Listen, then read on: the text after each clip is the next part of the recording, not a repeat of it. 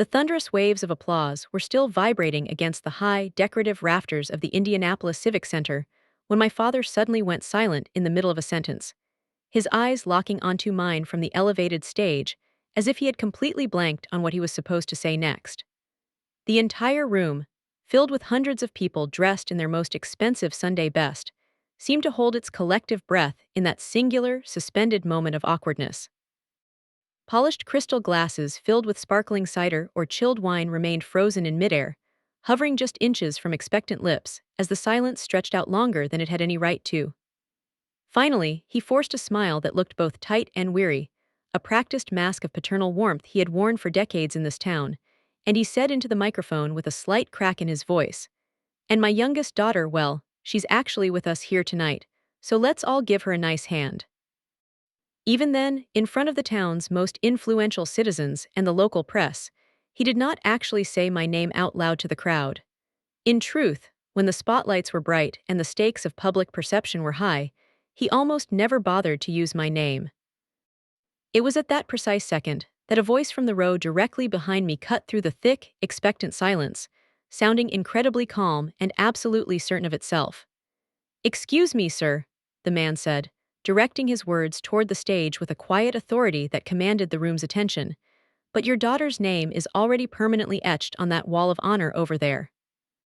Almost as if they were moved by a single mechanical gear, every head in the massive room turned toward the back wall at once, a sea of faces twisting in their seats to see what the man was pointing at.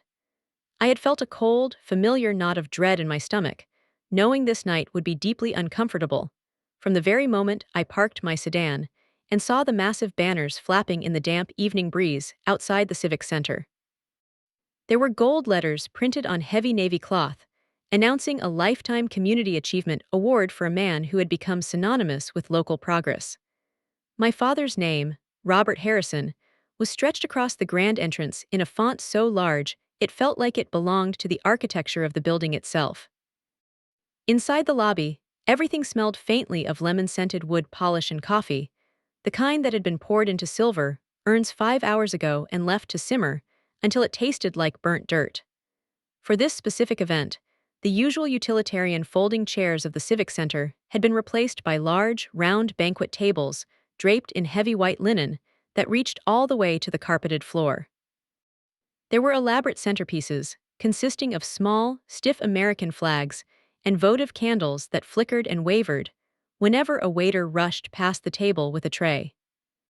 I had checked in at the registration table near the front entrance and took my plastic name badge without bother to correct the gray-haired volunteer when she smiled sweetly and said, "You're with the family, right, honey?" I simply gave her a small, noncommittal nod because I knew the drill better than anyone. In this city, I was always with the family, a phrase that served as a generic container for my existence, rarely named and rarely introduced with any sense of specificity. I chose a seat near the very back of the ballroom, close enough to see the brightly lit stage, but far enough away that I wouldn't be in anyone's direct path or the line of sight for the photographers. That had been my designated role for the vast majority of my life, staying visible enough to be considered polite, but invisible enough that I wouldn't complicate the clean, simple narrative my father liked to project. Robert liked clean lines, simple stories, and a son like Jackson who followed in his footsteps with a predictable enthusiasm.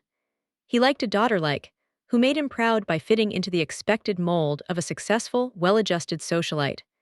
And then there was me, the youngest child, the one whose life path had bent away from his like a river that stubbornly refused to be up or diverted into a pre-cut channel. The room had filled up incredibly quickly as the start time approached, and I watched the theater of local power unfold from my shadowed corner. Men in expensive dark suits shook hands with the same practiced, toothy smiles they had worn at these functions for 30 years, while women adjusted their pearl necklaces and whispered hushed updates to one another about their grades or their recent surgeries. A few older veterans in the crowd wore ball caps stitched with their unit names and the specific years they had served in various conflicts, from Vietnam to the Gulf. They nodded at one another in passing, a silent and unspoken language of shared history and mutual respect passing between them in the crowded, noisy room. I returned those nods almost without thinking about it, a reflex born of muscle memory. Some old habits don't fade away just because you finally decide to take off the uniform and return to the civilian world. My brother arrived to a flurry of polite applause, already working the room with the same effortless political charisma our father had taught him since he was a boy in short pants. He gave firm, lingering handshakes, maintained steady and intense eye contact, and let out laughter at exactly the right volume to be heard but not appear garish to the donors. He looked exactly like Robert had at that age, possessing the same broad, athletic shoulders and the same confident, almost arrogant tilt of the chin that suggested he owned every floorboard he stepped on. My sister followed closely behind him, looking graceful and perfectly composed in a dark emerald silk dress that must have cost more than my first month's pay. She leaned in and kissed Robert on the cheek with a tender grace, straightening his silk tie with a loving hand before she took her reserved seat near the front of the stage. He beamed at her with an unfiltered, raw pride that lit up his entire face, the kind of expression he usually reserved for his most prized accomplishments. No one really noticed when I slipped my phone into my purse and sat a little in my chair as the house lights finally began to dim for the presentation. The master of ceremonies stepped up to the stage, his voice booming with a practiced authority through the professional sound system as he began to list my father's extensive list of community accomplishments. He spoke of decades of dedicated service to the various town committees, the numerous charity funds he had personally chaired, and the metaphorical bridges he had built between organizations that rarely agreed on anything except for the value of the Harrison name. Each listed achievement landed with a fresh wave of applause from the loyal crowd of supporters. I clapped my hands too, though my movements were measured, rhythmic, and quiet compared to the unbridled enthusiasm happening at the tables around me. Then my father stood up to accept the heavy glass award. Time has a very peculiar way of rearranging a man's features without ever bothering to ask for his permission to do so.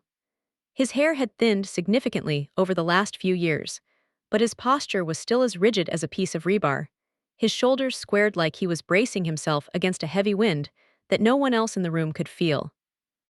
He adjusted the microphone stand with a steady hand, cleared his throat with a dry rasp, and smiled out at the crowd of people who had gathered to celebrate his life's work. I had seen that exact smile my entire life, and I knew it well. It was the specific one he used when he was absolutely certain of his place in the hierarchy of the room and sure of the adulation he was about to receive. He thanked the award committee for their consideration and their hard work. He thanked the local sponsors who had made the banquet and the dinner possible. He thanked the entire city of Indianapolis for being his home and his inspiration for so many years. Then, finally, he turned his attention to thanking the people he called his foundation, his family. "My son Jackson," he said, turning his body slightly toward my brother, "who followed me directly into this difficult but rewarding work and carries the very values I have tried to live by every single day of my professional life." The applause swelled in the room until it was almost deafening, vibrating the silverware on the tables. Jackson stood up and waved to the crowd with a humble tilt of his head, his performance of modesty, just well enough, executed to be convincing to the people who didn't know him behind closed doors. "And my oldest daughter," Robert continued, his eyes softening with an obvious, deep-seated affection that needed no words, "who has always made me so incredibly proud to be her father and a part of her life," rose from her seat with an elegant motion, looking perfectly composed, and the applause returned to the room, sounding warm, approving, and deeply personal. Then, my father's gaze shifted across the dozens of tables, moving past the VIPs and the local politicians. It eventually found me where I sat near the back, my face half lost in the long, flickering shadows cast by the decorative pillars of the ballroom. He hesitated for just a heartbeat, a pause long enough for me to notice the gears turning in his head, just long enough for the old, familiar ache to stir in the center of my chest. "And my youngest daughter," he said finally, his voice sounding careful, slightly distant, and stripped of the warmth he had used for my siblings, "who is also here with us tonight. Let's give her a hand, too." A few people in the back rows clapped tentatively, unsure of the protocol. Some people looked around the room with confused expressions, appearing genuinely unsure of who exactly he was referring to in his speech. Others followed the direction of his eyes and turned in their chairs toward me, their polite, generic smiles forming on their faces as if they were following a predetermined script. I stood up because it seemed like the expected thing to do in that environment, gave a single, short nod to the room, and then sat back down as quickly as possible. My name never actually crossed his lips during the entire introduction, even though he knew it perfectly well. It never had at events like this, and I had long ago stopped expecting it to. Names carry a certain amount of weight, history, and individual identity. He simply preferred not to lift the weight of mine in a public setting where he couldn't control the meaning of it. As I lowered myself back into the stiff chair, I felt the familiar, cold tightening in the pit of my stomach. It wasn't exactly anger anymore, and it certainly wasn't a surprise to my system. It was just a quiet, somber confirmation of something I had known for many years. This was how he kept his personal narrative tidy and uncomplicated, by acknowledging my physical presence without ever actually defining who I was as a person, and by including me in the family count without ever truly claiming me as his own. That was the exact moment when the voice spoke up from the row directly behind me. It wasn't a loud, aggressive shout, and it didn't need to be loud to command the immediate attention of the room. It carried that rare, undeniable kind of authority that comes from absolute certainty and deep respect, not from mere volume or theatrics. "Sir," the man said, addressing the man standing on the stage, "your daughter's name is already on that wall over there." For a long, heavy heartbeat, not a single person in the room moved. Then, the sound of chairs scraping harshly against the floor filled the air as people adjusted. Conversations that had been whispered over dessert died mid-sentence. Heads turned as one collective unit toward the long, polished marble wall to the left of the stage, where a series of commemorative plaques and illuminated glass panels had been arranged as part of the evening's historical display. I hadn't paid much attention to them when I first arrived in the rain, as I hadn't felt the need to look for validation in a hallway. Now, every single eye in the Civic Center was fixed on that wall. I stayed seated where I was, my hands still folded tightly in my lap, my pulse remaining steady despite the sudden and violent shift in the room's gravity. I didn't need to turn my head to know exactly what they were seeing in the light. I had seen it earlier that evening, quite quietly, before the hall had filled with the smell of expensive coffee and perfume. I had stood there alone for a moment, reading the names and the letters I hadn't expected anyone else in Indianapolis to notice or care about. On the stage, my father turned his body slowly, a look of deep, furrowed confusion pulling at his aged features as he followed the collective line of sight away from himself. The applause that had dominated the room minutes ago had vanished completely, leaving an eerie void. In its place was a silence so thick and heavy that it felt like it was pressing against my eardrums with physical force. For the very first time that night, Robert Harrison didn't know what came next in the script, and honestly, neither did anyone else in the room. When you grow up learning not to expect your own name to be called, you eventually stop listening for it entirely.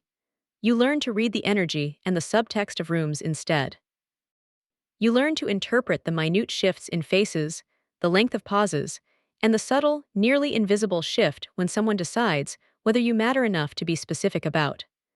I had learned that particular skill very early in life, long before the Army's uniforms and rigid ranks had taught me the value of tactical discipline. I had learned it at our old kitchen table in the house on the north side of the city, where my father would say, "Kids," when he was specifically talking to Jackson, and he would say, "You," when he was forced to address me directly. He never did it with an overt sense of cruelty or malice, which would have actually been much easier for a child to understand and process.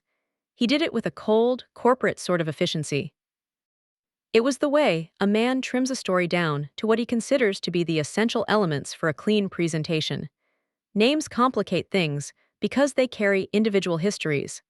Names invite unwanted questions that might not have neat answers. And I was always the specific question he preferred not to have to answer in public. I was the youngest child by a full 8 years, an unplanned afterthought born into a family that was already firmly set in its ways, its routines, and its expectations. By the time I arrived on the scene, my father's daily routines were fixed in stone, and his expectations for his children were already assigned. My brother, Jackson, was his constant shadow, following him to endless committee meetings and learning the rhythmic flow of local politics and business dinners before he even hit puberty. My sister was his walking proof that he could raise a strong, independent woman without ever letting her stray too far from the center line of the family's traditional path. I was different from them from the very start, quieter, more internal, and stubborn in a way that didn't feel the need to announce itself to the world with a megaphone. As a young child, I noticed the small things that other people in our house overlooked because they were too busy talking. I noticed the way my father's jaw would tighten like a vice when I asked questions that didn't have neat, one-sentence answers that could be put on a brochure. I noticed the way he spoke about duty and the Harrison legacy as if they were paved, one-way roads with only one acceptable direction for travel. When I was only 10 years old, I told him during a quiet dinner that I wanted to leave Indianapolis someday just to see what else the rest of the world had to offer a girl like me. He looked at me with a bewildered expression, as if I had just suggested we tear down the family home for no reason other than spite. People around here don't leave, he told me firmly, his voice brooked no argument. They build here. By the time I turned 13, I had fully understood that what he actually meant was that people build exactly where they are told to build by the people in charge. My mother, Sarah, tried her best to soften the hard edges of his personality whenever she could. She was incredibly good at that, acting as the buffer between his rigid expectations and my developing sense of self. She was an expert at smoothing over the rough spots and filling the heavy, awkward silences of our house with a genuine, radiating warmth. She would call me by my full name, saying it slowly and deliberately, as if she were carefully stitching it into the air so that it could never be erased or forgotten by the men in the house. "Say it proud," she used to whisper to me while she brushed my hair before bed.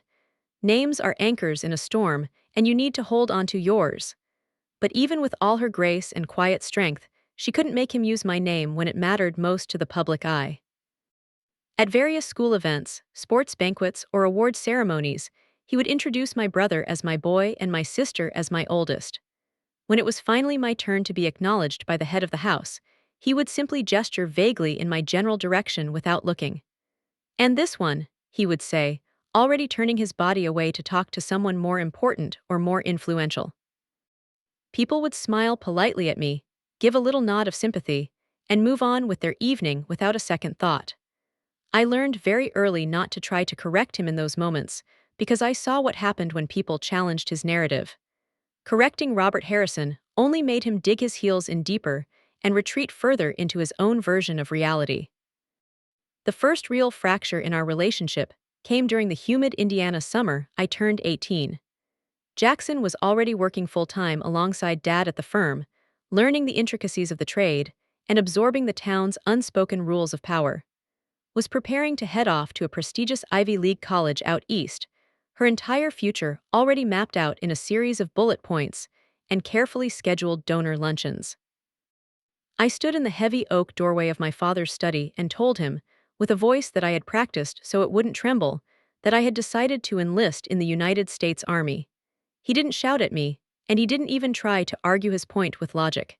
He simply looked up from the piles of papers on his desk and said, "That is not our path." "I know," I answered him, my heart hammering in my chest like a trapped bird, but my posture remaining as firm as I could manage. "I'd practiced that part in the mirror for weeks, Dad." He let out a long, weary sigh, the sound heavy with a disappointment that felt like a physical weight pressing down on my shoulders. "You are just running away from your responsibilities to this family," he told me, his eyes returning to his work. "I am choosing something for myself for the first time," I countered, though I knew he wasn't really listening. That was the very first time I saw him choose silence as a form of active punishment against me. For several weeks leading up to my departure for basic training at Fort Jackson, he spoke to me only when it was absolutely necessary for household logistics. He never once addressed me by name during those final days. On the morning I finally left for the airport with my duffel bag, he stood at the end of the long concrete driveway with his hands buried deep in his pockets and simply said, "Be careful." He didn't say he was proud of me, and he didn't say he would miss me. He didn't say, "Please come back to us safe." It was just two words, efficient, clinical, and final. From that morning on, my life became a series of places and situations where names actually mattered more than anything else. I moved through roll calls where you were expected to answer with a sharp, clear voice that left absolutely no room for doubt or hesitation. I saw orders signed in permanent ink and casualty lists that turned people's names into heavy weights you carried in your soul long after the paper was folded up and tucked away in a drawer. In the military, names weren't an optional accessory or a politeness. They were the primary form of accountability and existence. Every promotion I earned over the next decade came with a formal ceremony where my full name was read aloud for everyone to hear. Every new assignment I received began with a commanding officer reading my name aloud to a room full of strangers. Sometimes they would stumble over the pronunciation of Harrison if they were rushed, and sometimes they would get the middle initial wrong. I corrected them gently every time it happened, always gently but firmly. I had learned through the hard years the high cost of letting your own name be mishandled, ignored, or erased by people in positions of power. Back at home in Indianapolis, however, absolutely nothing ever really changed in the family dynamic. The letters I received from my father were rare, usually typed on official stationery, and incredibly brief. He would ask about the logistics of my housing allowance or my timelines for my next leave, anything that kept real, raw emotion at a safe and manageable bay. When he spoke about me to his friends or colleagues in the town, he would simply say, "She is out there doing her thing." He spoke as if my entire professional life and my service were a minor hobby that he didn't quite understand, but was willing to tolerate from a significant distance. My mother passed away while I was stationed overseas on a difficult deployment that I couldn't leave immediately. I eventually flew home for the funeral on a series of rattling transport planes, jet-lagged, exhausted, and feeling completely hollowed out by the loss of the only person who truly saw me. At the memorial service at our church, my father stood stiffly beside me as a long line of people offered their condolences for our family's loss. More than once during that afternoon, I heard him tell a complete stranger, "This is my daughter." He never bothered to specify which one I was, or that I had just flown halfway across the world to be there. I didn't try to correct him that day because grief has a way of rearranging your priorities, and names seemed like a very small thing in the face of my mother's death. Afterward, however, the old patterns returned to the house on the north side with a vengeance. He never asked about the specifics of my work or my rank unless it intersected with something he could easily explain to his golf buddies at the club. He never once visited me on the various bases where I was stationed, claiming he was too busy with his committees. And at public gatherings like this Civic Center banquet, he kept me safely undefined and vague in his public remarks. So, when he paused on that stage tonight, searching his brain for a way to acknowledge my presence without having to actually say my name, I wasn't at all surprised by the omission. I was disappointed, yes, and I was certainly tired of the game, but I wasn't surprised. What truly caught me off guard was the interruption from the back of the room. As the silence in the ballroom stretched out to an uncomfortable, ringing length, and every single eye in the room became fixed on that far wall, I finally turned my body in my chair and looked with them. The display was simple and elegant, consisting of rows of names etched into brushed metal plates and softly illuminated from behind by hidden LED lights. It was a tribute honoring service, sacrifice, and the various contributions made quietly over many years rather than loudly in political speeches or town hall meetings. I knew exactly where my name was on that wall because I had been consulted on the layout months ago. I knew the specific font and the precise spacing as well as I knew the lines on my own palms. I watched my father's face as the realization slowly dawned on him, watching as his confusion gave way to something that looked like profound, staggering unease. He hadn't expected this particular part of the family story to be made visible to his peers and colleagues. He hadn't planned for the community narrative to expand beyond his direct, meticulous control. Behind me, the man who had spoken remained standing, his hands clasped firmly behind his back in a patient, military stance. He didn't point his finger or try to make a scene. He simply allowed the truth to occupy the physical space it had always deserved in this town. And for the very first time in my 30 years of life, my name was about to be read aloud in a room that my father could not command into silence. I didn't stand up or make a dramatic scene when the master of ceremonies started walking toward the wall. I stayed exactly where I was, my back straight, my hands folded in my lap, and my breathing remaining steady and rhythmic. Years of military training in high-pressure environments had taught me the immense value of total stillness. Movement draws unwanted attention and can often be seen as a sign of internal weakness or panic. Stillness, however, lets the gravity of the moment do its own work on the people around you. The plaque wasn't designed to be flashy or over the top, and it certainly wasn't there for the sake of ego. There was no dedicated spotlight on it, no scrolling digital graphics, just the brushed metal and the clean, black lettering arranged by category of service, rather than by perceived importance in the social register. There were sections for military service and sacrifice, community endowments, and veteran support initiatives, with names etched with the kind of permanence that doesn't ask for anyone's permission to exist. I'd walked past that wall earlier that evening before the room had filled with people, when the rows of chairs were still mostly empty, and the air still smelled of fresh lemon polish and anticipation. I had stopped there without really meaning to, reading the names the way you would read a headstone, not out of a sense of pride, but for the sake of simple, quiet of those who came before. My name was there, printed in full, spelled correctly, with no abbreviations or qualifiers to diminish the work I had done. Seeing it in that formal setting had felt strange, like spotting yourself in the background of a photograph you don't even remember posing for. It wasn't because I hadn't earned the right to be there, but because I had never actually needed my service to exist out loud for other people to see to make it real. I hadn't come to the banquet tonight expecting any kind of recognition for my life's work or my contributions to the city. I had come simply because my father had sent me a formal, printed invitation, and because I knew that declining would have turned into a dramatic story of its own that I didn't want to fuel in our family. I had come to sit quietly in the back, clap politely for the speakers, and leave as early as was socially acceptable to drive back home. The wall, however, had entirely different plans for the evening's narrative. As hushed murmurs began to ripple through the crowd like waves on a lake, my thoughts began to drift backward in time to the years that had led me here. I wasn't thinking about my childhood in Indianapolis this time, but about the years of my life I had built entirely without his approval or even his awareness hovering over my head.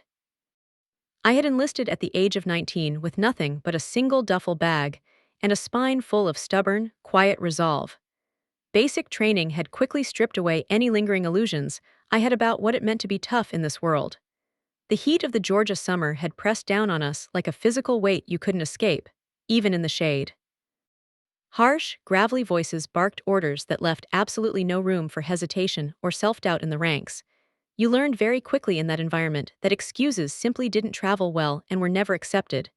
Either you did the work required of you to the best of your ability, or you didn't. Either you showed up every single day, or you disappeared into the anonymous, forgotten background of the unit. I always showed up, no matter how tired or sore I was. I wasn't necessarily the loudest person in the platoon, and I wasn't always the fastest runner during morning PT. But I was remarkably consistent, a trait that the Army values more than almost any other. I learned how to take thorough notes, while other soldiers were complaining about the cold or the quality of the food in the mess hall. I learned how to listen with intent to the things people weren't saying before I ever opened my mouth to speak. I learned that true leadership wasn't about being seen at the front of the formation during a parade. It was about being completely reliable and steady when no one was watching your every move. My assignments came and went over the next 12 years, and the various bases and countries began to blur together in my memory like a long, dusty road. There were thousands of early mornings and late nights that were stitched into a grueling, rhythmic flow that carried me through the kind of years that most people in Indiana only ever saw in 30-second clips on the nightly news. I learned how to move massive amounts of people and vital, life-saving supplies across entire continents without any drama, fanfare, or logistical errors. I learned how to read a room full of exhausted, dirty faces and know instinctively when to push them harder and when to let them have a brief moment to breathe. I learned how to write the kind of letters to families that would be read through a haze of tears and held on to as a lifeline for the rest of someone's life.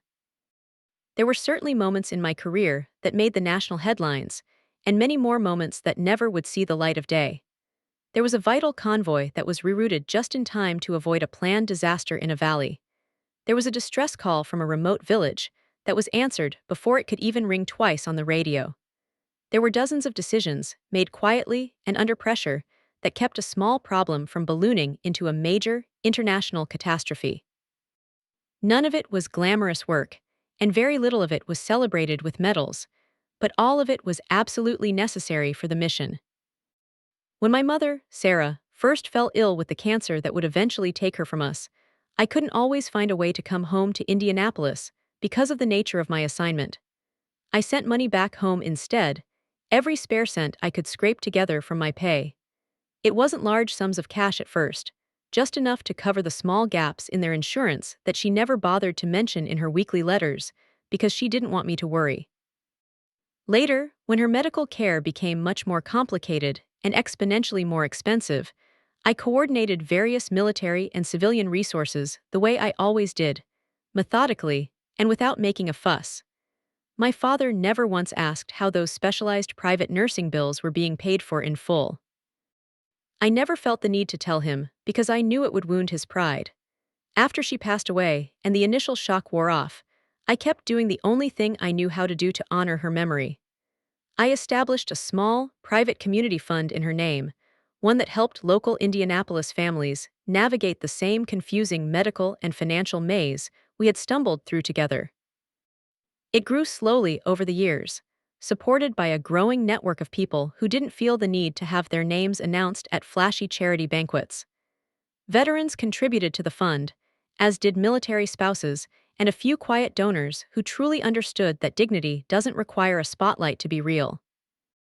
The work expanded over time to include housing initiatives for struggling families, emergency financial assistance for those in crisis, and counseling services for families who didn't know where else to turn until it was almost too late.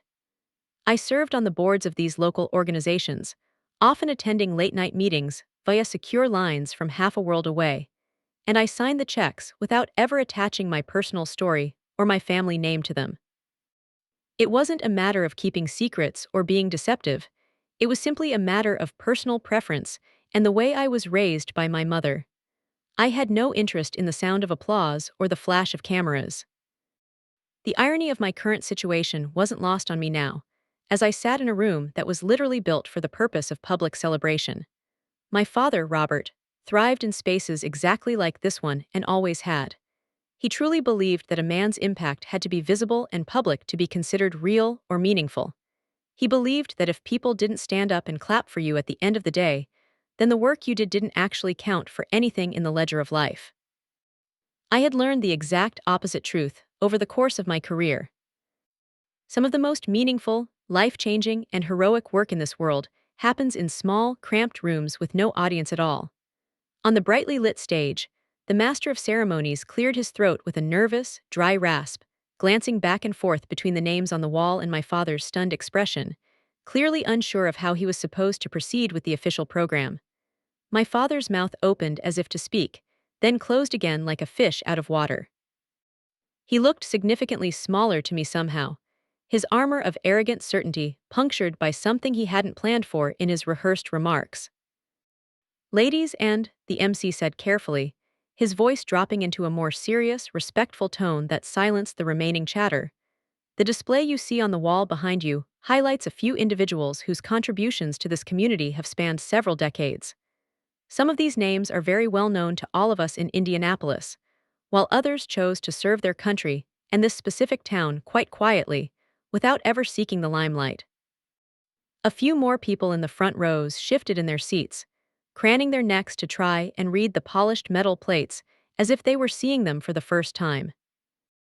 "This particular name," the MC continued, gesturing with a steady hand toward the section of the wall that was now drawing the most intense and hushed attention from the crowd, "appears under multiple categories of honor: military service, community endowment, and veteran support initiatives." My father's head turned slowly as he followed the man's hand toward the large plaque. I watched from the shadows as his broad shoulders tensed up under his tailored suit. I could practically imagine the frantic, panicked calculations racing through his mind in that silence. How had this happened without his knowledge? Who had taken it upon themselves to put my name there in such a prominent position? What did it mean for the tidy, simple story he had just finished telling the room about his family? The truth of the matter was actually very simple and quite sad. He hadn't known about my work because he had never once bothered to ask me a single question about my life outside of the holidays. He hadn't seen the plaques because he had never truly looked at me as an individual with my own agency and goals. As the master of ceremonies paused for a moment, letting the entire room absorb what it was seeing, I felt a strange and powerful calm settle over my entire body like a warm blanket. It wasn't a feeling of petty triumph, and it wasn't even a feeling of vindication. It was just a profound sense of alignment. It was the kind of peace that comes when things in the world finally occupy their rightful and deserved places without any further struggle. I thought about all the countless times I had been introduced in this town without even a name, just as the youngest. I thought about all the times I had stood at the edge of rooms exactly like this one, clapping my hands politely for others, while my own significant contributions stayed neatly and safely out of sight by my own choice. I thought about how none of those snubs or omissions had ever once stopped me from building a life that I truly respected. Whatever happened next in this room, whatever my father chose to say or chose not to say to the crowd, would never erase that history. The master of ceremonies turned his body back toward the center of the stage, appearing ready to continue with the evening's festivities when my father raised his hand slightly. It wasn't a large, commanding gesture like he usually used to take control of a meeting. It was just enough to ask for a brief moment of the room's time and attention. His voice, when he finally spoke again into the microphone, lacked every bit of its earlier ease, confidence, and polish. I. He began, then stopped abruptly, his throat working. The room waited in a breathless, heavy silence, and for the very first time in his long public life, he had absolutely no script to lean on for support. My father stood there on the stage with his hand half raised in the air, the professional microphone humming softly in the space between his unformed words. He had commanded rooms exactly like this one for many years: school boards, massive fundraising dinners, tense town halls, where everyone in the crowd knew exactly when it was time to clap and when it was time to stay quiet. This room, however, had suddenly slipped its leash and was no longer following his lead. The attention of the audience had shifted violently away from him, pulled by the quiet and undeniable authority of a marble wall that didn't need his permission to tell the truth. The master of ceremonies lowered his leather-bound notes, appearing deeply uncertain of his next move in the face of this family drama. A few people in the middle tables leaned forward in their chairs, squinting their eyes to try and catch a better glimpse of the wall of honor. Others twisted around in their seats completely, their eyes scanning the brushed metal panels as if the names might somehow rearrange themselves under intense scrutiny. Names that had once blended into the background of the Civic Center lobby suddenly carried an immense weight. I finally stood up from my chair at the back table, not because anyone had asked me to do so, but because it finally felt like the right moment to claim my own posture in this room. Sound of chairs creaking filled the air as people adjusted their positions, tracking my every movement as I stood to my full height. I didn't wave to the crowd or try to acknowledge them. I didn't offer a smile to the cameras. I simply rose and turned my body slightly, allowing those sitting closest to see my face, and allowing those farther away to finally connect the face with the name they were reading on the wall. Hushed whispers began to ripple through the ballroom like wind, moving through tall Indiana grass in the summer. "That's her." I had no idea who he meant when he said youngest. "Did you know she had served all those years?" My brother Jackson looked back at me from his front row seat, then really looked at me for the first time in a decade, confusion knitting his brow into a tight knot of realization. He didn't look angry or resentful. He looked completely disoriented, as if a familiar map of his world had been redrawn while he wasn't paying attention. My sister's expression shifted to one of pure surprise first, then to something much quieter and more contemplative. Maybe it was respect, or at least a new kind of recognition of what I had been doing while she was social climbing. On the elevated stage, my father cleared his throat once again, the sound echoing far too loudly in the heavy silence of the Civic Center. He glanced at the MC, then at the wall of names, then finally back at me. His eyes searched my face with a desperate intensity, the way a man looks for a door he's absolutely certain used to be there, but has since vanished into the wall. "I was not aware," he said at last, his voice sounding measured, brittle, and hollow, as if he were choosing each individual word like it might break into pieces if handled carelessly, "of the full extent of all of this." The master of ceremonies gave a small, quick nod, appearing visibly relieved to finally have something solid to respond to in the script. "Many of our honorees prefer to keep it that way, Robert," he said gently to the room, trying to bridge the gap. Their work often speaks for itself far more clearly than a speech ever could, and they find satisfaction in the service itself. A few people in the crowd chuckled softly at the remark, though the laughter wasn't unkind or mocking. The tension in the ballroom eased just enough for people to feel like they could finally breathe again. My father shifted his weight from one foot to the other, the confident, broad-shouldered stance he had carried all evening finally faltering under the weight of the moment. He reached up and adjusted the microphone stand again, then let his hand fall limply to his side.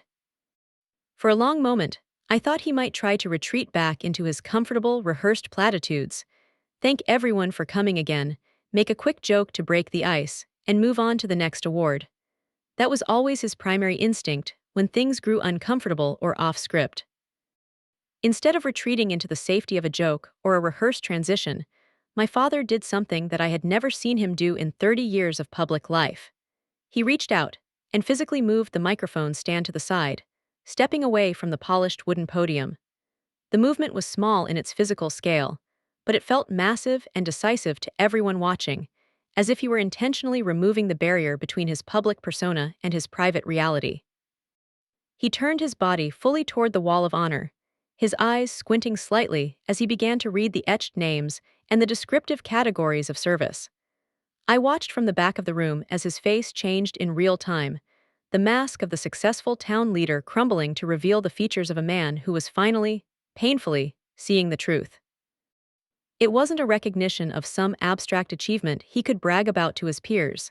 It was a recognition of sheer effort, of immense duration, and of a scale he couldn't comprehend. "How long?" he asked.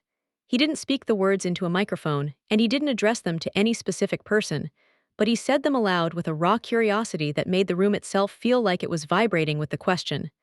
The master of ceremonies, sensing that the script had been discarded forever, stepped closer to the edge of the stage. "Several years, Robert," the MC replied, his voice carrying through the rafters. Some of these specific contributions and initiatives go back more than a full decade. The fund has been operating under the radar in this town since shortly after Sarah passed away. My father nodded his head slowly, the movement looking heavy and laden with a sudden, overwhelming fatigue. The man who had built his entire reputation on the meticulous tracking of timelines, the hitting of major milestones, and the public celebration of progress was clearly undergoing a mental. He was realizing, perhaps for the very first time, exactly how much history had occurred within his own family and his own town without him ever noticing or caring to ask. He turned his body back toward the large audience then, and finally, after what felt like an eternity of avoidance, he looked directly back at me. The physical distance between the stage and the back row of the Liberty Civic Center felt suddenly vast and impossible to bridge. It wasn't a distance that could be measured in feet or by the number of white-clothed tables, but a distance measured in decades of unasked questions, ignored phone calls, and carefully maintained silence. "I didn't know," he repeated, his voice much softer now, almost a hoarse whisper that didn't need the electrical amplification of the speakers to be heard by every person in the room. I met his gaze from the shadows and spoke for the very first time that evening, my voice remaining steady, calm, and, "You didn't ask." The words weren't delivered with a sharp or jagged edge. I didn't feel the need to weaponize the truth to hurt him. I had already learned that the truth, when stated plainly, is powerful enough on its own. The words landed in the grand ballroom anyway, hitting their target with the heavy, dull thud of a spent shell casing hitting the floor. A collective intake of breath moved through the ballroom like a cold Indiana wind. Someone sitting at one of the front tables shifted uncomfortably in their chair, the sound of the wood creaking in the silence. This was not the kind of polite, sanitized exchange that people in Indianapolis came for at these prestigious award dinners. There was no script for a moment of raw, unvarnished family honesty. There was no predetermined cue for the band to play, or for polite applause to signal the next transition in the evening. My father's mouth tightened for a second, a flicker of his old defensiveness appearing, but then it relaxed into a profound look of defeat. He nodded his head once, a slow and somber movement, accepting the correction without any further attempt to explain himself. The master of ceremonies cleared his throat again, appearing visibly desperate to regain some measure of control over the proceedings. "Perhaps," he offered carefully, his eyes darting between my father and me. We could hear a few words from the daughter whose name we are all looking at. He glanced at me with an expectant look, waiting for a response that would either save the night or end it. I didn't hesitate. I stepped forward from my seat at the back table before he could even finish the sentence, moving toward the center aisle, and the stage with the same measured, rhythmic, and grounded pace I had learned long ago on the parade decks of Fort Jackson and Fort Liberty. Each step I took felt incredibly deliberate, as if I were claiming a piece of the room with every footfall. I didn't rush my movements to get the ordeal over with, and I didn't hesitate for a single second. I was a soldier, and I was going to finish this. When I finally reached the stage and stepped up to the podium, I didn't bother to adjust the microphone height. I had been trained to project my voice in wind and rain. I didn't feel like I needed the technology to be heard by this crowd. I rested my hands lightly on the polished, dark edge of the wood and looked out over the sea of faces turned toward me. Some of the expressions were filled with a burning curiosity. Some were deeply embarrassed by being witnesses to such an intimate family reckoning, and some were openly moved by the turn of the evening's events. I looked at the veterans in their caps, and I saw a different look in their eyes, a look of recognition and shared understanding that didn't require any words at all. I didn't come here to the Civic Center tonight with the expectation of being recognized for anything, I said to the silent, expectant crowd. My voice was clear and carried to the very back of the room without effort. In fact, I came here tonight simply to honor my father and his lifetime of work for this community. A low murmur of surprise and perhaps relief moved through the tables, like the sound of a receding tide. The work that you see etched on that marble wall behind me wasn't done for the sake of applause, for the flash of cameras, or for banquets like this one, I continued, my voice gaining a quiet strength. It was done simply because there was a need that wasn't being met, and because true service doesn't always feel the requirement to announce its presence to the world with a megaphone. Sometimes, true service just shows up day after day, year after year, in the quiet, persistent hope that it made a small difference in the life of even one person who had been forgotten by everyone else. I paused for a long beat, letting the weight of the words settle in the room like dust after a storm. I looked over at my father, who was still standing a few feet away from me. My father taught me the immense and lasting value of building something that actually lasts, I said, turning my body slightly toward him so the audience could see the connection. He taught me to be disciplined and to be focused on the goal, even if we didn't always agree on the exact way to achieve that goal or the direction the path should take. He held my gaze, something unreadable, ancient, and perhaps even apologetic passing between us in that small space on the stage. I am truly and deeply grateful to the members of the award committee who chose to acknowledge that work on the wall, I finished. And I am glad that it can finally stand here tonight in Indianapolis, without the need for any further explanation or defining. I took a deliberate step back from the podium, effectively returning the stage to my father without any further ceremony or flourish. For a long, heavy heartbeat, not a single person in the massive room moved. The silence was absolute. Then, an older man sitting near the back row, wearing a worn veteran's cap, began to clap his hands together, slowly at first, his movements rhythmic and steady. Then another person at his table joined in. Then the sound began to build, row by row, not into a sudden crash of thunderous, performative applause, but into something much steadier, more respectful, and far more meaningful. The veterans in the crowd straightened up in their chairs, their eyes locked on mine. A woman sitting near the center aisle, who I recognized from the Housing Initiative meetings, dabbed at her eyes with a linen napkin. The applause wasn't for the spectacle of a family drama unfolding in public. It was for the sake of a long-overdue understanding. My father stood perfectly still beside me, his hands at his sides, as the sound washed over both of us on the stage. When the applause finally began to fade away into the high, vaulted rafters of the Civic Center, he returned to the microphone. His voice sounded fundamentally different now. It was less polished, it had lost its corporate edge, it was a little gravelly, and it sounded far more real than it had all night. My youngest daughter, he said, and this time he didn't rush past the description to get to the next point in his notes. He didn't gesture vaguely or turn away. He looked directly at me in front of everyone and said, "She has done so much more for this town and for this family than I ever knew or took the time to understand." He stopped speaking right there. There were no excuses offered to the donors, no qualifiers added to try and soften the blow to his own pride. Just a simple, honest, and devastating sentence allowed to stand on its own merits. And for the very first time in that civic center, in that town, and in that family, my name didn't feel like a glaring omission from the record. The applause didn't crash down on the room all at once this second time. Instead, it rolled in slowly, like a summer storm moving across the Indiana plains, in waves that felt uneven and cautious. It was as if the people in the room were testing the atmosphere to see whether they were actually allowed to respond to such a raw moment of honesty.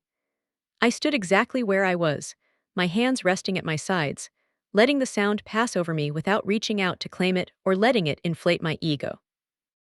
I had learned early in my military career that applause can feel like a powerful tide. If you step into it too eagerly or with too much personal pride, you can very easily lose your footing and forget the mission. I had absolutely no interest in slipping now. My father remained standing at the edge of the podium, his fingers curled tightly around the dark wooden edge. He nodded his head once, a short and sharp movement directed not to the crowd of onlookers, but to himself. The nod carried the visible weight of a man, finally realizing that he had been completely overtaken and surpassed by a story he thought he was the one telling. The MC hovered just a few feet away on the side of the stage, his hands clasped nervously in front of him, looking ready to step in at any moment if things started to truly unravel into an emotional mess. No one in the town leadership wanted a scene at the Indianapolis Civic Center. No one wanted to admit to the press that a significant and life-altering scene had already taken place right in front of them. When the ballroom finally settled back into a low, expectant hum, my father cleared his throat once more. This time, the sound didn't feel like a practiced performance for the sake of the crowd. It sounded tired, the sound of a man who had been running a race for decades only to find he was on the wrong track. I have spent a very long time in this town believing that I fully understood my family and its legacy, he said to the room, his voice unwavering but devoid of its earlier arrogance.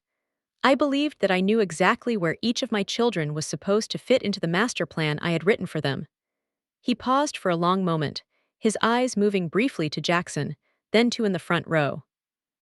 They both sat very still now, their earlier confidence and social ease softened by a thick, visible layer of uncertainty and shock.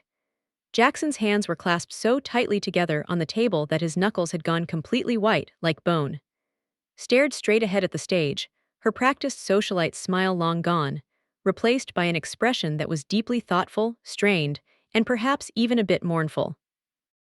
I spoke tonight the way I have spoken at these events for many years, my father continued, looking out at the faces of his friends and colleagues. I spoke in generalities, I spoke in summaries, and I spoke in a way that made everything look clean and successful. A low murmur of recognition rippled through the ballroom. This was entirely unfamiliar territory for Robert Harrison. It was a moment of public self-examination and humility that didn't fit his brand. He shifted his stance on the stage, his broad shoulders sagging just a fraction of an inch, as if he were acknowledging the force of gravity for the first time in his life. I see now that I left many of the most important things out of the narrative entirely, he said. I didn't just leave someone out, or leave her out. I left out the very things that matter most. It was as close as he could possibly get in that public moment to an admission of his own failure. I felt the old, ingrained instinct rise up in me, the urge to stay quiet, to let him move past this awkwardness the way he always had in the past, to preserve his dignity at my own expense. Silence had been my primary shield for most of my adult life, from basic training to the boardrooms of the fund. It had kept arguments from igniting into something destructive and kept my father's disappointments from spreading like a wildfire through the family. But silence, as I had finally learned the hard way over the last decade, also lets misunderstandings, omissions, and resentment fossilize until they are a permanent part of the structure of a house. If I stayed silent now, the correction would never be complete, and we would all just go back to the way things were. I took a deep, shaky breath that felt like it reached all the way to my boots, and I forced myself to speak again. My voice sounded incredibly calm and steady, even as my heart continued to hammer against my ribs with a frantic energy. Even silence can be a useful and strategic tool in the right military circumstances, I said, the words projecting clearly through the still air of the Civic Center without the need for the microphone. But I have also learned that long-term silence can serve to protect and fossilize the wrong version of the truth until it becomes a lie. Every single head in the room turned toward me again, the collective attention of Indianapolis shifting like a physical weight against my chest. I didn't raise my voice or shout to get their attention. I didn't feel like I needed to. I had learned through years of command and service that true authority doesn't require volume to be felt. I stayed quiet for a very long time because I didn't want to cause any embarrassment for anyone in this room, especially on a night meant for celebration. I continued, my gaze steady on the people at the banquet tables. I didn't want to embarrass my father, and I certainly didn't want to cause any drama for my family during their big night. But I have finally come to the understanding that staying quiet is not at all the same thing as disappearing from the story entirely. The words I spoke felt measured, heavy, and deliberate, like stepping stones being placed one by one across a stretch of deep, dark, and dangerous water. My father stood on that stage and he listened to me. He really listened for the first time in my 30 years of life, his jaw working as he processed the sheer gravity and the history behind what I was saying. The entire ballroom seemed to wait with him, caught in that uncomfortable but absolutely necessary space between public discomfort and the relief of a truth finally being brought into the light. This wasn't some dramatic, made-for-television scene of a daughter rebelling. This was a long overdue, clinical correction of a family's history in front of the witnesses who mattered most. My brother Jackson stood up then with a sudden, jerky movement, his heavy chair scraping loudly and harshly against the polished wooden floor of the ballroom. He looked at me for a long moment from his place in the front row, then he turned his head and looked up at our father on the stage with an expression of pure realization. "I honestly didn't know the extent of it," Jackson said, his voice sounding tight and strained. "I mean, I obviously knew you were serving in the army, but I had absolutely no idea about any of that work on the wall. I had no idea about the fund. I never felt the need to advertise my work to the family, Jackson," I replied to him across the room. My voice was devoid of any edge of accusation. It was just a cold statement of fact. "And you never bothered to ask me a single question about it." I watched a flicker of genuine, raw shame wash across his face before he slowly and quietly sat back down in his white linen-draped chair. My sister followed his lead a moment later, rising to her feet with a bit more of her usual grace and composure, though her hands were trembling. She didn't look at the crowd of onlookers, she kept her eyes locked onto mine. "I should have asked you too," she said quietly, her voice barely carrying. "I'm so sorry." I met her eyes and gave her a single, slow, and meaningful nod of, "That was enough for now." My father watched this entire exchange from his position at the podium, something heavy, somber, and unreadable settling deep behind his eyes. He gripped the polished edges of the microphone stand for a moment, his knuckles white, and then he finally let his hands fall limply to his sides. "I thought I was doing the right thing by protecting the family image," he said, his voice carrying a vulnerability that I hadn't heard since I was a small child.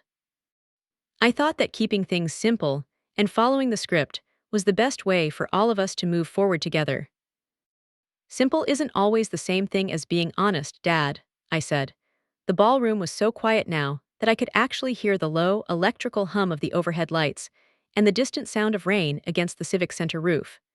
No one in the audience shifted in their seats. No one whispered a single word to their neighbor. This was the specific, defining moment that every person in Indianapolis would remember when they talked about the Harrison Achievement Dinner for years to come. They wouldn't remember the exact wording of the award, they wouldn't remember the quality of the chicken dinner, and they wouldn't remember the political speeches. They would remember this strange, sober, and powerful reckoning that had unfolded in front of them without any shouting or theatrical tears. My father turned his body fully toward me now, standing at the very edge of the stage, almost as if he were about to step off into the crowd. For a long, suspended second, we simply looked at one another from across the expanse of the room. It felt like 30 years of distance, of silence, and of missed opportunities were being compressed into the narrow, pressurized space between breaths. "Say your name," he said suddenly. The request actually startled me for a second, catching me off guard. It wasn't because I didn't know the answer, but because he had never once asked me to say it in a public setting or for the benefit of his peers. Names had always been something he managed, something he controlled, or something to keep his social narratives tidy and uncomplicated. Asking me to say it now, in front of everyone he respected, felt like a total and final surrender of that control. I didn't hesitate for more than a single heartbeat. "My name is Sarah Harrison," I said, speaking it clearly, firmly, and with a volume that reached the doors. I said it with the same sharp, disciplined precision I had used in countless morning roll calls in the dirt of foreign countries, in high-stakes briefings with generals, and in those heavy moments of crisis that demanded absolute accountability. The sound of my full name filled the ballroom, sounding anchored, heavy, and complete. My father repeated it after me, much slower this time, as if he were testing the physical weight and the resonance of the syllables in his own mouth. They seemed to sit awkwardly on his tongue at first, a foreign sound he wasn't used to making, but then they settled. "There," he said, giving a small, weary, and genuine nod. "I should have been saying that name all along." No burst of applause followed his statement this time. None was actually needed to validate the moment. The truth had finally landed cleanly in the center of the room, and there was no going back to the old scripts. The master of ceremonies stepped forward gently, sensing the profound shift in the room's energy, and knowing it was time to transition the evening toward its conclusion. "Thank you," he said, his voice filled with a new level of respect, "for sharing that perspective and that history with us tonight." He turned his head back toward my father, offering him the stage for a final word. "Robert, please continue with your closing remarks." My father returned to the podium, but his entire physical posture had changed.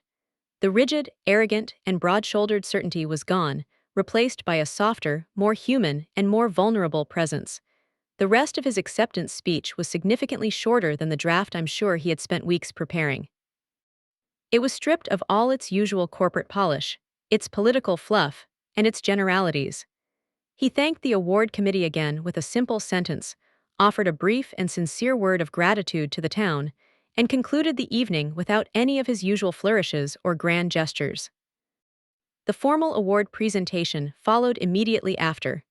The heavy glass plaque was handed over, and the official photographs were taken with the various corporate sponsors and town officials. Polite applause rose and fell through the room as people went through the motions, but the atmosphere had been fundamentally and permanently altered. The formalities of the evening resumed, but everyone in the Civic Center knew the room was different now. People started approaching me quietly as the official program finally ended, and the house lights came up to their full brightness. Veterans I had never met in my life shook my hand with a firm, lingering, and calloused grip that spoke of a shared understanding and a mutual history. A woman I didn't recognize, her eyes red from crying, pressed her hand against my arm and whispered, "Your mother, Sarah, would be so incredibly proud of the woman you are tonight." I thanked her, the words catching just slightly in the back of my throat as the memory of my mother's voice surfaced in my mind. My father watched all of this from a significant distance, the heavy achievement plaque tucked awkwardly under his arm, his expression remaining unreadable and distant. He didn't try to approach me right away, and I didn't seek him out. As the crowd finally began to thin out, and the catering staff started scraping the heavy chairs back into place, I felt a strange, steady, and cool calm wash over me. It was the specific feeling that follows a necessary and cleansing storm. I hadn't come to this banquet with the intention of upending my father's life, ruining his big achievement, or seeking a public apology. I hadn't even planned to speak to the crowd at all. But the truth had insisted on claiming its own place in the room tonight, and it had used me as its vessel. And now it stood there, undeniable, firm, and solid, no longer protected by the layers of social politeness, or constrained by the silence I had worn like a heavy cloak for 3 decades. The crowd thinned out the way it always does after these large, formal Indianapolis events. Slowly at first, as people lingered over the last of the coffee, and then all at once as they realized they had their own families and lives to get back to in the rain. Programs were folded up and tucked into expensive leather purses. Conversations resumed in low, careful, and guarded tones, as if people weren't quite sure what volume was appropriate after witnessing such an intimate and raw family moment. The small band in the corner began the process of packing up their instruments. The soft, rhythmic clink of metal music stands echoing faintly across the now hollow hall. I stepped away from the stage area and moved toward the side of the ballroom, needing a little bit of physical space to breathe the cooler air. My pulse had finally settled back to its resting rate, but there was a new, unfamiliar heaviness in my chest that hadn't been there when I arrived. It wasn't the heaviness of regret, doubt, or shame. It was the weight of something long overdue finally being acknowledged in the light. I didn't look back toward the stage right away. I knew my father would either come to find me or he wouldn't. Either way, the mission was complete. I was officially done chasing him across crowded rooms and seeking a recognition that he wasn't capable of giving before tonight. I walked out through the heavy, ornate ballroom doors and into the quiet lobby, where the air felt significantly cooler and cleaner than it had inside the crowded banquet hall. The lobby smelled of commercial-grade carpet cleaner and the faint, lingering scent of expensive perfume, a specific olfactory mix that always reminded me of international airports at odd, lonely hours of the night. I stood near a tall, floor-to-ceiling window and watched the cars pull up to the valet stand in the rain and then pull away into the dark Indianapolis night, their headlights cutting brief, bright, and flickering arcs through the gloom. "Hey," a voice said from behind me. It was Jackson. He sounded unsure of himself, stripped of every bit of the polished confidence and political charm he usually wore so easily in public. I turned around to face him, leaning my back against the cold glass. "I really did not know the extent of it," he said again, rubbing the back of his neck with a frustrated and embarrassed hand. "I mean it, Dad. He never talked about you much after you enlisted. He never mentioned what you were actually doing out there, or what you were doing with Mom's name." "I know he didn't, Jackson," I said softly, looking at my brother. "He didn't know how to talk about it." "That doesn't make it right," Jackson added quickly, his eyes searching mine for some sign of forgiveness. It explains a lot of things about the way the family functioned for the last 10 years. I nodded my head, accepting his words for what they were. Understanding is always a good place to start a repair, even if that understanding comes a decade late. He hesitated for a moment, standing there in his expensive suit, and then he offered me a small, awkward, and lopsided smile that reminded me of when we were children playing in the backyard. "I'm really proud of you. I should have said that to you a long time ago. I should have been the one asking the questions." I looked at him and felt a small, stubborn part of the old wall I had built around my heart finally crumble. "Thank you, Jackson," I replied. The words felt solid, real, and heavy between us. He took a step back, giving me my physical space, and then he disappeared into the crowd of people leaving the building. My sister approached me next. She moved much slower than Jackson had, her high heels clicking softly and rhythmically against the polished tile floor of the Civic Center lobby. She stopped a few feet away from me and let out a long, weary sigh. "I think we all played our designated parts in Dad's play for way too long," she said, looking out at the rain through the glass. "Even when we didn't consciously mean to ignore you or hurt you, we just followed the script that Dad wrote, because it was easier than challenging him. We usually do follow the scripts we're given until the cost of the lie becomes too high to pay," I answered her. She reached out and squeezed my hand once, a brief but powerful and warm gesture, and then she let go. There were no grand, sweeping promises of a new relationship, and no dramatic, tearful scenes of reconciliation. Just a quiet, honest, and somber of exactly what had been missing from our lives. She followed after Jackson, leaving the space between me and the front door empty once again. I stayed there for a moment longer, listening to the hum of the building as it settled into its nighttime maintenance routine. Then, I felt a presence rather than heard it. My father was standing a few steps away from me in the lobby. He looked incredibly tired. He looked like a man who had just finished a very long, grueling, and exhausting march through hostile territory. The achievement plaque was still tucked under his arm, but his broad shoulders were slumped in a way I had never seen before in my life. "Can we talk for a minute?" he asked, his voice low. I considered the request for a long, silent heartbeat, then I gave a slow and measured nod. "Just a minute, Dad." We stepped outside through the glass doors together, moving into the cool, damp, and refreshing night air. The parking lot was washed in the sickly yellow and flickering glow of the overhead streetlights. The sounds of crickets from the nearby park filled the silence between us, sounding steady and indifferent to our human family drama. He leaned his back against a car that wasn't his, and stared out at the empty, rain-slicked street. "I built my entire life and my reputation on appearances," he said finally, his voice sounding thin and brittle. "I built it on making sure that everything looked exactly right to the neighbors, the committees, and the town. I thought that was what it meant to be a Harrison." I waited for him to continue, offering him nothing to lean on.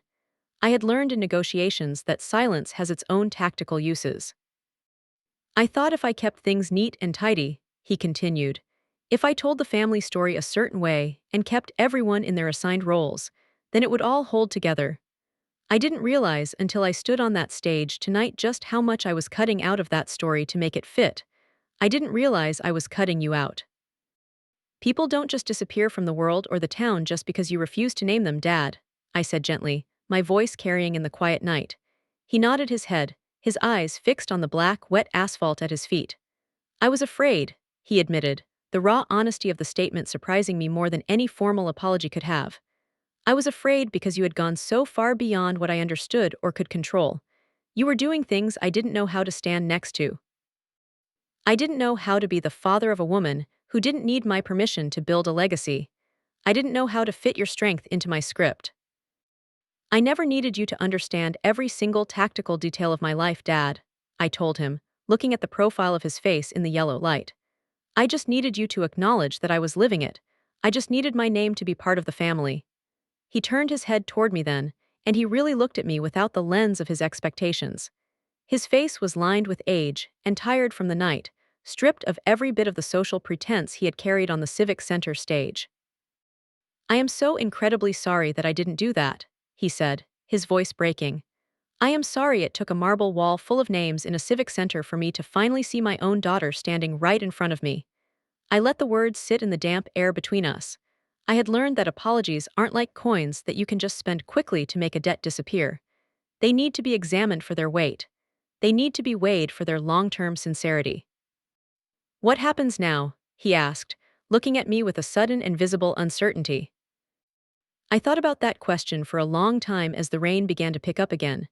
I thought about how many stories in the world rush to fix things neatly at the very end, to wrap up decades of pain in a quick 30-second reconciliation and call it closure. Now, I said, we just start calling things what they actually are. You don't have to try to rewrite the last 30 years, Dad. That's impossible. You just have to stop repeating them tomorrow. He nodded his head once, absorbing the weight and the difficulty of that requirement. Your name, he said slowly, deliberately, and with intent. He said it again, correctly this time, without any of the rushing, the embarrassment, or the omission he had used for years.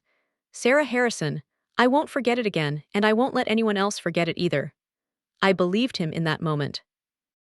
I didn't believe him because he had made a grand, sweeping promise, but because of the specific, careful, and respectful way he had spoken the syllables of my name.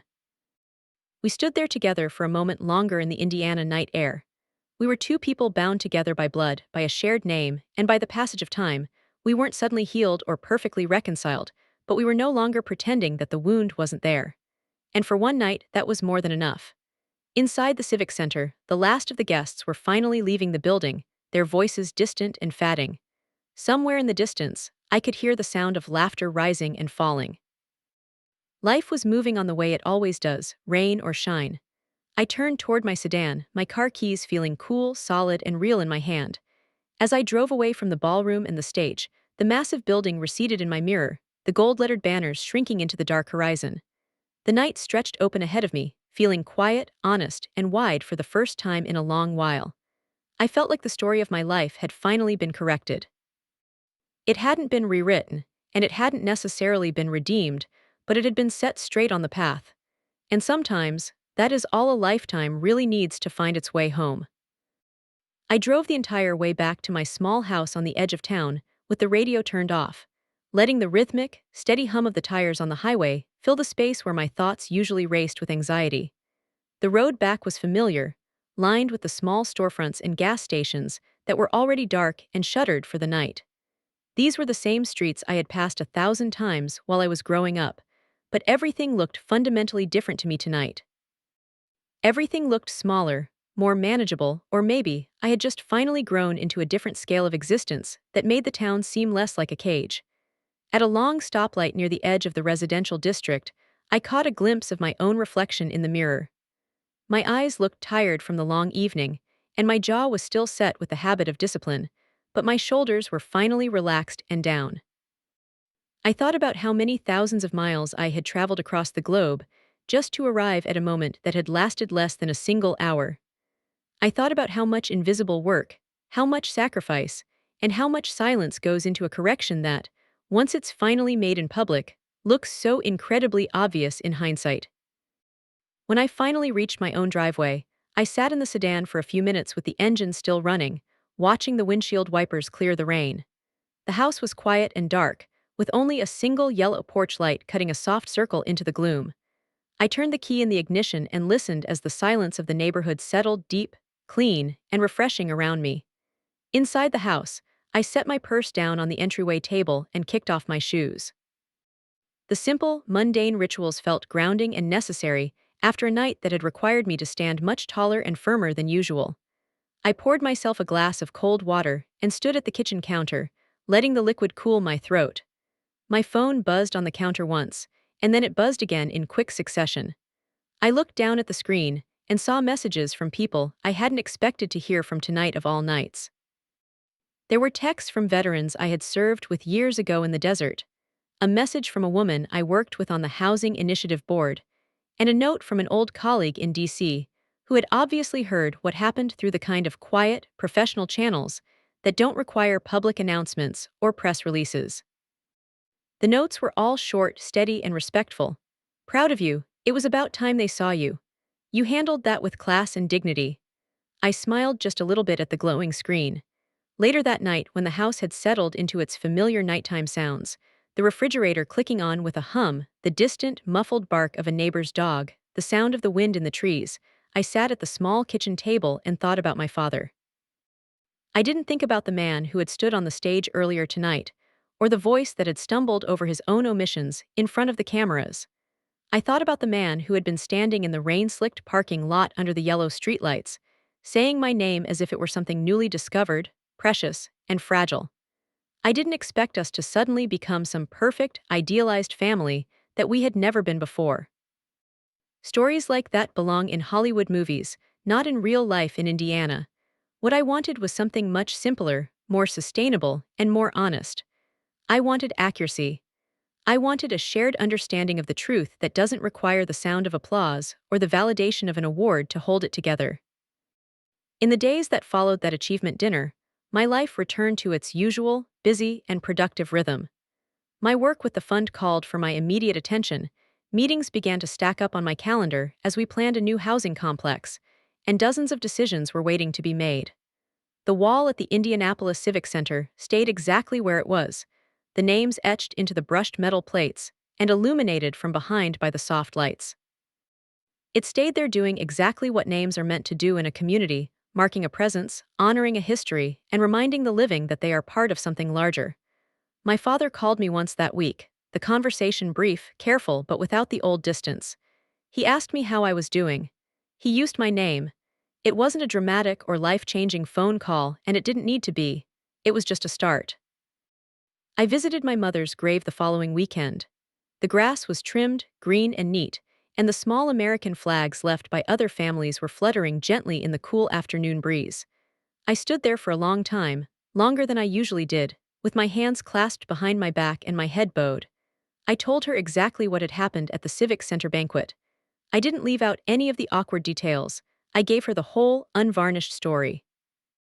I told her that the correction had finally been made in front of everyone who had ever looked past me. I told her that her voice, the one that had always insisted, even in her final days, that names mattered more than almost anything else, had been right all along. On the long, quiet drive back to my house with the windows rolled down to let in the smell of the earth, I thought about how many thousands of people in this world carry a version of themselves that never quite gets a name in their own homes. I thought about how many people sit at the very edge of rooms, applauding for the public successes of others, while wondering if the significant, life-changing work they have done will ever be seen clearly by the people who are supposed to love them. I thought about the immense, exhausting cost of staying silent to protect someone else's ego, and the equally high cost of finally speaking up, and how choosing between those two options is rarely a simple or easy task for anyone. But here is what I know for certain now, after 30 years of being the invisible daughter. True dignity doesn't require a massive audience to be real, but the truth does require its own physical space to exist in the world. Sometimes that space opens up quietly, gradually, and without any warning. Sometimes it opens all at once, violently and awkwardly, in front of a room full of people you never planned to teach a lesson to. Either way, when that moment finally arrives, you have to be willing to stand in it. You have to be willing to say what needs to be said without sharpening your words into a weapon or a tool of revenge. You have to let the facts do the heavy lifting for you. My father still has his Lifetime Community Achievement Award. It sits on a prominent, polished shelf in his home where every visitor can see it. The wall at the Civic Center still carries my name in gold lettering on brushed metal. Neither one of those things erases the difficult, silent years that came before them, but together, they tell a story that is much closer to being whole than it has ever been. If you have listened to this family story this far, then maybe you are carrying a name around that hasn't been spoken enough in your own life or your own house. Maybe you have been doing the hard, invisible, and vital work for years without any of the public recognition, trusting simply that the work itself mattered. Regardless of your specific situation, I hope this story serves as a reminder that quiet strength always counts for something in the end. I hope it reminds you that when the time finally comes, it is perfectly okay to step into the light and let the truth be seen by the world. I would truly love to hear what this story brought up for you today. Please share your thoughts in the comments below and tell me where you are listening from. We tell stories like this every single day, stories about dignity, about correction, about family, and about the long, winding roads that eventually lead us back to ourselves. If you want to keep walking that road with us, please subscribe so you don't miss what comes next in our journey. We are truly glad that you are here with us. Let's continue this journey together.